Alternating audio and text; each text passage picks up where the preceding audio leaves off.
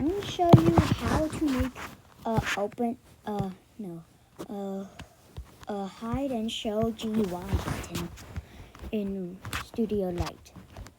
So first, go to the screen GUI and add a text button.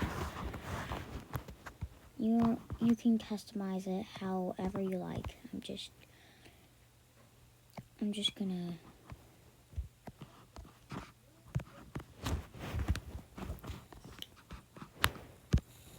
gonna add a UI corner. There we go. Then you're gonna want to add a frame. Just make the transparency to 1. Select every single GUI on screen GUI except for the text button. Copy, delete, and paste it into the frame.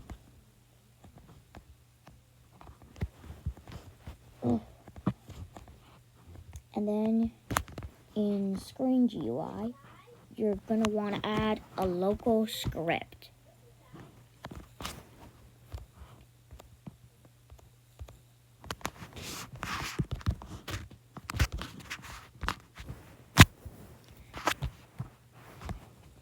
And I'll have the frame make every single thing, every single GUI in the frame just disappear.